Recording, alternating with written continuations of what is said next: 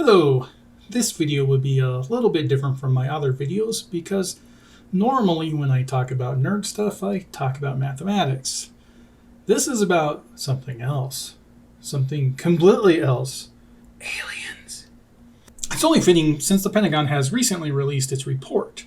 That recently released report really resulted in righteous rage running rampant around. Sorry, I kind of lost the plot there. What was I saying? Videos about alien conspiracies. So, what's my opinion? Well, first, I should point out the answer to the big question. Do aliens exist? I don't know. There's no reason for me to say intelligent life is out there, but there's no reason for me to say intelligent life is not out there either. Many people in this discussion bring up the Drake equation and using estimates about how many stars there are, how many of those stars would have planets, how many of those planets could support life, and of those that could support life, how many actually have developed intelligent life, and how many of those intelligent life forms would have created radio waves, and all of that. By many estimates, there ought to be millions of those planets just in our galaxy. But of course, try as we might when we train our receivers towards the heavens, we don't pick up any radio waves from intelligent civilizations coming back at us.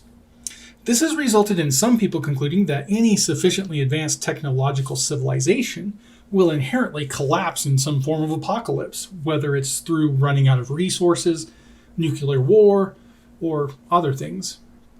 But let's take a step back for a second. There is only one place that we know of right now that has life, and that is Earth. Regardless of your views on evolution and the ability of life to come from non-life given the correct circumstances, we simply don't know how likely such an act would be. On the one hand, people argue that it is easy for life to come about. In the history of our planet, it appears that living organisms began to exist almost the same instant that liquid water began to exist. And since the general rule of thumb in science is to assert that the Earth does not occupy any special status, that what happens here should be the same thing that happens everywhere else in the universe too, then anywhere there is water, there should be life. So where is it? Again, we certainly haven't found any evidence of life, intelligent or otherwise, outside of the Earth. And that, we are sometimes told, is because the universe is so vast and it is so unlikely that life could come about that the majority of the universe will be a dead, lifeless place. In that case, we may very well ask, why is it that life exists here then, if it is so improbable? Easy, we are told. The universe is so vast that somewhere the circumstances had to turn out just right, and that place just happens to be here on Earth. You could then ask, wouldn't that mean the Earth exists in a privileged place in contradiction to the idea that the Earth should be like everywhere else, dead and lifeless? It has been my experience that asking such questions does result in quite useful explanations. Shut up, they explain. Anyway, since we don't know of any other place where life exists, we can't possibly know what the odds of life occurring here are. You could equally argue that it's next to impossible, but the universe is so impressively vast that it had to happen somewhere, as you could argue that it's really easy to get life, and the universe is just so vast that it's hard for us to find it. Any theory that can be used to prove both sides of a contradictory argument can't really be said to prove anything at all. But set all that aside for a moment, and let's consider the things that we do know beyond all doubt. First, the report from the Pentagon. It's come from the Pentagon. Has the Pentagon ever lied to the public before? Do I even need to ask that question? When the files about Roswell were finally declassified in the early 2000s, we saw that the government had intentionally put out contradictory statements in the local newspapers precisely because they wanted people to think that maybe the pieces of debris that had been recovered were extraterrestrial in nature instead of coming from that giant air base that they were hoping to keep hidden from the Soviet spies. So yes, they have lied to us, and not only in general, but specifically about aliens too. Still, that doesn't prove that they lied in this new report, so we need to consider the other evidence. We have a lot of testimony from pilots, and we have FLIR videos. FLIR, incidentally, is an acronym which stands for Forward-Looking Infrared. The videos that you can watch, it should therefore be noted, are not optical videos. They are recorded in the infrared spectrum. Some of them are recorded white hot, meaning the whiter the colors are, the hotter the temperature being shown, and others are black hot, which is the reverse of that. And some of them switch back and forth. You can see the notation when they do that. But the point is, we're not looking at anything visual per se. We're looking at heat signatures. But even with that in mind, we should note that various pilots also claim to have taken pictures of these objects in the optical range as well. And I've seen photos purporting to be of these various devices that look rather metallic in composition. I personally have no way of either verifying or rejecting those photos. Of course, it's on the internet, so take that with as many grains of salt as you can. One thing that most of these videos and photos have in common, though, are that they're pretty crappy. I don't mean that to be insulting, but the video we get isn't exactly 4K. The odds are quite good that anyone watching this video right now has a cell phone that records better video than we get from the state-of-the-art military. Now, while that at first seems to be problematic, it actually exposes an interesting fact that we need to keep in mind. Sure, our military is quite advanced and it has a lot of technology, but do you know how old the aircraft were that took those pictures? Those aircraft were FA-18 Hornets. So, quick trivia question for you. What year was the first FA-18 Hornet flown? Now, this is one of the most widely used aircraft in the U.S. Navy today. Because of that, you might be tempted to think that it was first built relatively recently, certainly some point after 9/11, right? The first aircraft was produced after 9/11. It was September 13th, but 1978. And his first flight was on the 18th of November that same year. This aircraft is old enough that it could have voted for Bill Clinton in his second term, although it probably would have voted for Bob Dole given the military vote. That is how old this plane is. Not only that, but think about the FLIR again.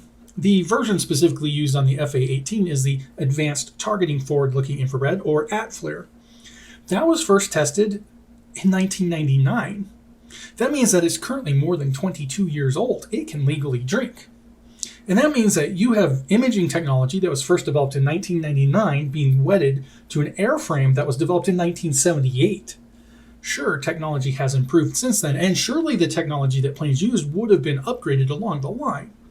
But think of how different just a regular PC was between 1980 and the year 2000. Now think of how different graphics have changed from 2000 till now.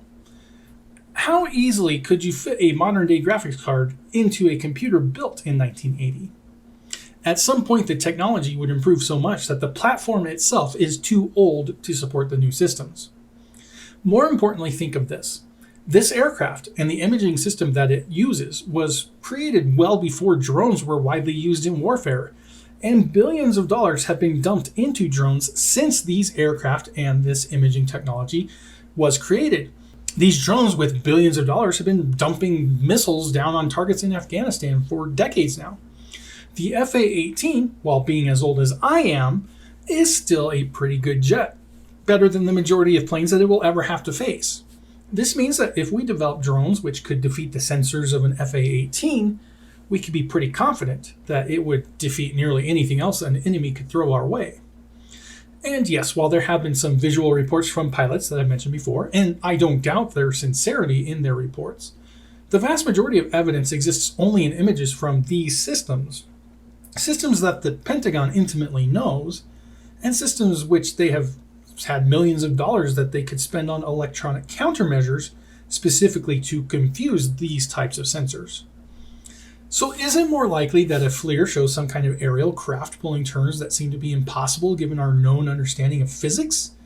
Or is it more likely that a drone is using some kind of electronic countermeasure to intentionally confuse the FLIR and the pilots who are looking at the screen? The military has done testing on unwitting soldiers in the past. There's nothing stopping them from not informing pilots just to see how they would naturally respond to incidents on their instruments. Of course, it's more difficult to explain the visual claims, although in principle, visual light is just a different waveform from the infrared spectrum. The only difference is that you'd have to confuse the retina and brain of a human instead of the optical camera and computer in an old plane. Confusing the retina and brain of a human to make them see something that isn't there. You mean like how holographics can make Tupac appear to be on stage when he's not even alive?